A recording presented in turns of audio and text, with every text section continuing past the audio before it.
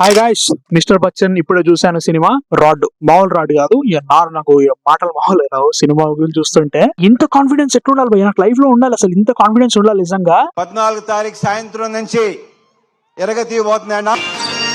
Radha 550 steel TMT. నేను అసలు దీనిలో చెప్తున్నా కదా, రైడ్ కంపారిజన్ కూడా తీయ. రైడ్ లో కొన్ని సీన్స్ తీశారు, దాన్ని మాత్రమే నేను కంపేర్ చేస్తా. మిగతా సినిమా యాజ్ అ హోల్ చెప్తా. 12 ఏళ్ళు అవుట్డేటెడ్ ఇది. గబ్బర్ సింగ్ వచ్చిన నెక్స్ట్ ఇయర్ రావాల్సిన సినిమా ఇది. ఇప్పుడు వచ్చుంటే హిట్ అయ్యే ఛాన్సెస్ ఉండేవి. హిట్ అయ్యే ఛాన్సెస్ మాత్రమే ఉండేది. హిట్ అయితే మాత్రం నేను చెప్పలేను. ఇప్పుడు హిట్ అయితే లేదు, నాకు సంబంధం లేదు. అసలు లాస్ట్ 2 years గా రీమేక్లు కాదు కదా, అవుట్డేటెడ్ సినిమాలని అసలు దేక్తలేరు జనాలు అన్నప్పుడు కూడా ఈ లెవెల్ కాన్ఫిడెన్స్ తో ఈ సినిమా తీయొచ్చు అని ప్రూవ్ చేసినందుకు థ్యాంక్ యూ, నిజంగా థ్యాంక్ యూ. అసలు రైడ్ పక్క పెడదాం గానీ ఒక సోల్ లేదు. అనవసరమైన రోత కామెడీ. ఒక్క జోక్ నవ్వరాలే. సినిమా మాత్రం రోత, మామూలు రోత కాదు. చచ్చిపోయిన భయ్యా నిజంగా. ఫస్ట్ హాఫ్ అయితే సాగుతుంది తీసేదే అసలు పాయింట్ కి రారా అని చెప్పడానికి కూడా అసలు ఓపిక లేనంత స్ట్రెంత్ తీసేసింది భయ్యా ఈ సినిమా నిజంగా.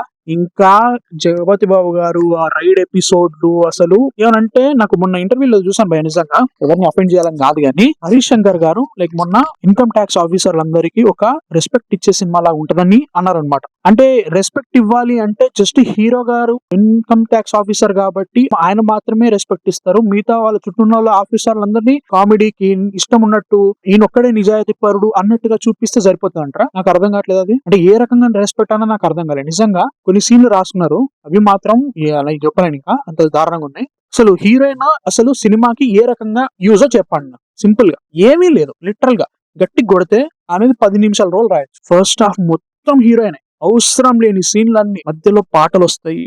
1, 2 ఒప్పుకుంటా, 3, 4 ఒప్పుకుంటా, 10, 15 పాటలు, అవి కూడా సినిమాలో పాటలా కావు, పాత పాటలు నేను ఇక్కడ తక్కువ చేయట్లేదు భయ్యా. నేను ఇక్కడ ఒక పర్పస్ ఉండాలి సినిమాలో, ఆ పాత పాటలు రావడానికి. లేకపోతే ఒక హద్దు ఉండాలి, ప్రతిదానికి సెట్ అయి ఉండాలి. మెయిన్ పాయింట్ కి రావడానికి ప్రీ ఇంటర్వెల్ దాకా వచ్చినాం. ఫస్ట్ అంతా జరిగిన తర్వాత అంతా అసలు ఎక్కడ మ్యాటర్ కూడా కాలేదు, ఏదేదో జరుగుతుంది. అసలు హీరోయిన్ అంతసేపు ఉండడం కారణం ఏంటో అర్థం కావట్లేదు. పెద్ద చేసిందంటే ఏవీ లేదు. ఈవెన్ ట్రైలర్ వచ్చినప్పుడు కూడా ఒకటే అన్న, హీరోయిన్ బాగా ఫోకస్ చేస్తున్నారు వీళ్ళు. సినిమాలో ఆమె క్యారెక్టర్ చాలా గట్టిగా ఉండాలి, ఆమె ప్లాట్ డివైస్ గా పనిచేయాలి, సాంగ్లకి డాన్స్ నెంబర్లకి వచ్చే రకం కాకుండా ఇంకా చేయాలి, లేకపోతే జనాలు అంగీకరించారు అనిపించింది. నాకైతే మాత్రం అట్లా అనిపించింది. ఏదో అనుకున్నాం, అది జరిగింది. అమ్మ బాబోయ్, చెప్తున్నా కదా, కొన్ని సీన్లు చూస్తుంటే మాత్రం ఏడవాలో నవ్వాలో తెలుసుకున్నారు, అర్థం కాలేబోయే. ఇంకా సెకండ్ హాఫ్ ఉంటుంది చూడు, రైడ్ సీన్ లో. ఇప్పుడు రైడ్ గురించి మాట్లాడతా. Ride is not a perfect film, దాంట్లో కూడా కొన్ని ఇష్యూస్ ఉన్నాయి. నాకు నిజంగానే కొన్ని ఇష్యూస్ ఉంటాయి అనమాట. బట్ హీరో క్యారెక్టర్ ని ఆగమాగం చేశారు నిజంగా. అసలు ఎట్లా అనిపించింది అంటే, యాక్షన్ సీక్వెన్స్ పెట్టడమే తప్పు అలాంటి స్టోరీలో. కొట్టే తెచ్చలా ఉంటది ప్లాట్ అంతా. లైక్ వాళ్ళ సిచ్యువేషన్స్, వాళ్ళ మోటివేషన్స్ క్లీన్ కట్ గా, చాలా క్లియర్ గా, నీట్ గా చూపిస్తారు. ఇక్కడ కూడా అనవసరమైన డిస్ట్రాక్షన్లు చేయరు, అనవసరమైన కామెడీలు చేయరు. విలన్ చాలా బాగుంటాడు. విలన్ క్యారెక్టర్ ఎంత బాగుంటది అంటే అంత బాగుంటది. అనవసరమైన రోత పెట్టాడు. ఈ సినిమాలో జగపతి బాబు క్యారెక్టర్ ఉంటది, నా భూతో నా భవిష్యత్తు భయ్యా. నిజంగా ఏం చెప్పాలో నాకు అర్థమే అవుతలేదు నిజంగా.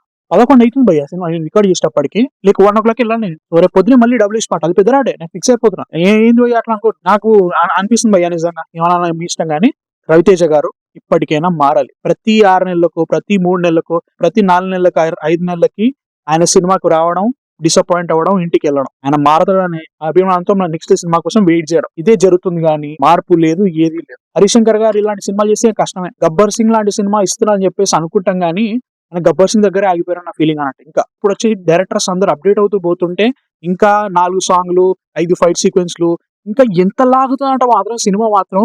పోనీ బాలేదు, అవుట్డేటెడ్ ఉంది స్క్రిప్ట్, కానీ తొందర కట్ చేసి సినిమాలో ల్యాగ్ ఉంటది. చచ్చిపోయినా నేనైతే మాత్రం. నా వల్ల కాలే, అమ్మ బాబోయ్ ఈ లెవెల్ కూడా తీయొచ్చా అని ఫీలింగ్ వచ్చింది నాకైతే మాత్రం. అమ్మ బాబోయ్, నా వల్ల కాదు. Very sorry about it for the quality. First of all నా వల్ల కావట్లేదు. ఇంటికి వెళ్ళి దీన్ని కూర్చొని రికార్డ్ చేసి ఎడిట్ చేసినంత పరిస్థితి లేదు. వాడు చూసుకుంటాడు, వాడు ఫోటోలు పెడతాడు మధ్యలో. సో చూసేసుకోండి, మీ ఇష్టం. నేను రికమెండ్లు ఏది అని ఏమి మాట్లాడను కానీ, నాకైతే మాత్రం నేను కరెక్ట్ ఇప్పుడు సికింద్రాబాద్ ఉన్నా, ఇంటికి వెళ్ళాలి. గట్టి కొడితే ఇంకో 2 గంటలు పడుతుంది ఇంటికి వెళ్ళాలంటే. సో రేపు మళ్ళీ పొద్దునే 6 o'clock బయలుదేరాలి. డబుల్ స్మార్ట్ చూడాలి. పోయిన ఫస్ట్ షో అదే. ఊహించుకోండి ఆ పరిస్థితి. ఏమి చెప్పలేను భయ్యా, మీ ఇష్టం. మీరేమని అనుకోండి, కామెంట్ రాసుకుని. కానీ చాలా మారాలి. ఇంత కాన్ఫిడెన్స్ నా లైఫ్ లో నాకు కావాలి నిజంగా. ఇంత ఏది చేసినా నడిచిపోతుంది, ఏది చేసినా జనాలు చూసేస్తారు అనే ఫీలింగ్ తో ఉండే కాన్ఫిడెన్స్ ఉంటుంది చూసారా, అది నాకు నా లైఫ్ లో కావాలి. ఇది సిచ్యువేషన్. రివ్యూ అనుకోండి, అవుట్ క్రై అనుకోండి, నా ర్యాంట్ అనుకోని, ఏమనుకోండి, ఇంకా అవుతలే నాకైతే మాత్రం. సో యా గైస్, ఇది నా సిచ్యువేషన్.